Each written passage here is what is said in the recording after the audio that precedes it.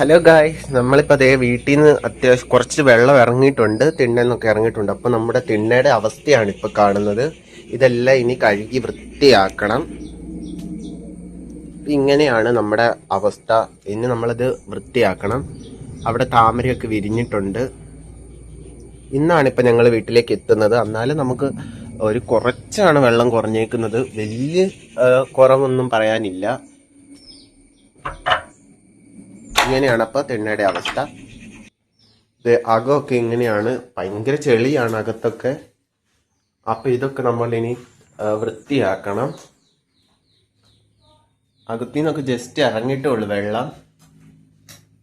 അപ്പൊ ഇങ്ങനെയാണ്, ഭയങ്കര ദുർഗന്ധമാണ് അകത്ത്.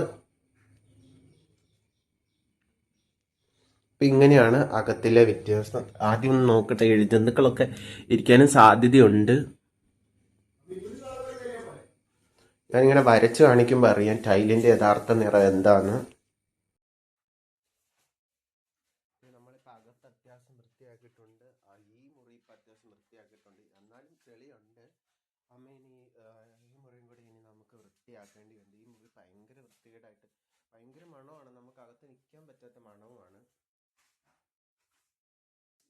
ഈ മുറി ഇപ്പം അത്യാവശ്യം വൃത്തിയാക്കിയിട്ടുണ്ട്. എന്നാലും ഉണ്ട്, ഇനി ഒരു വട്ടം കൂടെ ഈ ഭിത്തിയൊക്കെ ചെളിയായിട്ടിരിക്കും. ഈ ഭിത്തിയൊക്കെ ഇനി വൃത്തിയാക്കണം. അതുകൂടാതെ ഇനി ഈ ഹാളൂടെ വൃത്തിയാക്കണം. അപ്പം ഇതെല്ലാം വൃത്തിയാക്കിയിട്ട് കാണിക്കാം. അടുക്കളയുടെ സ്ഥിതിയാണ് ഇപ്പം ഇങ്ങനെ നല്ല കട്ടിയൊക്കെ ആയിട്ടാണ് അടുക്കള കിടക്കുന്നത്. ഭയങ്കര ചെളിയാണ് അടുക്കളയിലെ. ഇനി നമുക്ക് ഈ മുറി അത്യാവശ്യം വൃത്തിയാക്കിയിട്ടുണ്ട്. ആ മുറി അത്യാവശ്യം വൃത്തിയാക്കി. ഇനി അടുത്ത ഈ മുറിയാണ്. ഇതിന് വൃത്തിയാക്കിയിട്ട് കാണിക്കാം. ഈ മുറി നമ്മൾ അത്യാവശ്യം വൃത്തിയാക്കി വന്നിട്ടുണ്ട്. അപ്പോഴത്തേക്കും നമ്മുടെ ഈ ടീപ്പോയൊക്കെ അത്യാവശ്യം വെള്ളം കുതിർന്ന ഒരു വല്ലാത്തൊരു രീതിയിലായി. ടീപ്പോയിന് മാറ്റേണ്ടി വരും. ഇവിടെയൊക്കെ അടിയൊക്കെ നല്ല വൃത്തിയാക്കിയിട്ടുണ്ട്. ഇനി ആ മുറി കിടക്കുന്നു. നല്ല മണവും ഉണ്ട്. ഈ മുറി അടുക്കള ഇനി വൃത്തിയാക്കണം. അപ്പം ഇതോടെ വൃത്തിയാക്കിയിട്ട് കാണിക്കും. ചെടിയൊക്കെ ഇവിടെ ഇരിക്കുവാണ്. താമര വിരിഞ്ഞൊക്കെ ആദ്യമേ കാണിച്ചു. ഈ വശ ഒന്ന് വൃത്തിയാക്കി.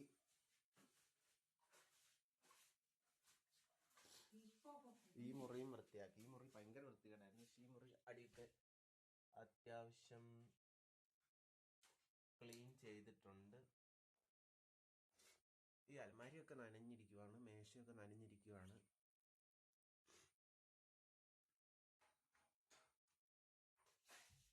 ഈ മുറി വെള്ളം വന്ന പാടാണ്. ഇത്രയും ഡിസ്റ്റൻസ് ഈ മുറി വെള്ളം വന്നായിരുന്നു. കട്ടിൽ പൊക്കി വെച്ചോണ്ട് ഇതിന്റെ അറ്റം വരെ ഉള്ളു വന്നുള്ളൂ. അല്ലാതെ ഈ തുണികളും ഇതുമെല്ലാം നശിച്ചു പോയേനെ. അപ്പൊ ഈ മുറിയും അത്യാവശ്യം വൃത്തിയാക്കി ഉണങ്ങാൻ ഇട്ടേക്കുവാണ്.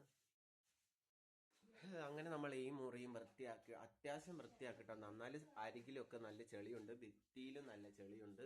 പിന്നെ നമ്മൾ ഈ മേശയുടെ ഇതിനൊക്കെ ദേ ഇങ്ങനെ പാൻ്റൊക്കെ ഇടിപ്പിച്ച് നിർത്തിയേക്കുന്നതുകൊണ്ട് മേശയുടെ കാല് നനഞ്ഞിട്ടില്ലെന്നാണ് വിശ്വാസം.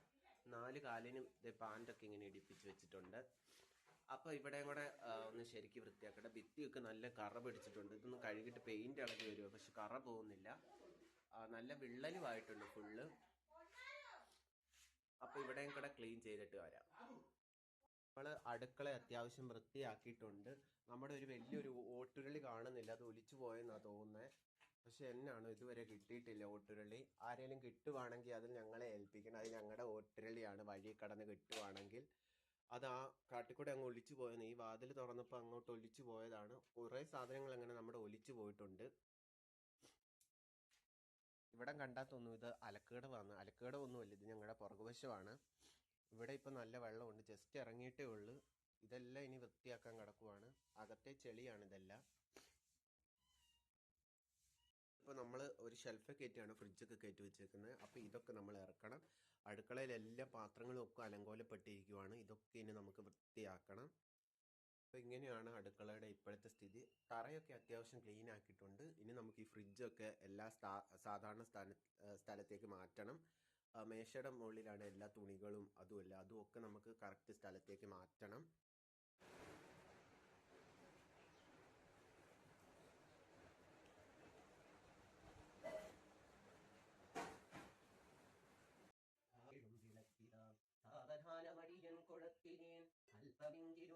പ്രഭാകുരം തൽപരതീർ തുറന്നു മെല്ലവേ ശിൽപരമ്യ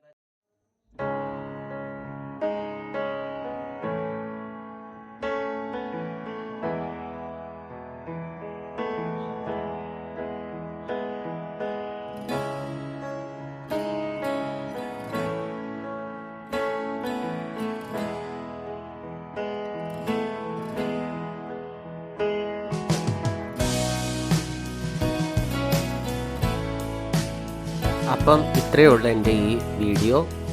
അപ്പം എല്ലാം വൃത്തിയാക്കിയിട്ടുണ്ട്. ബായ്.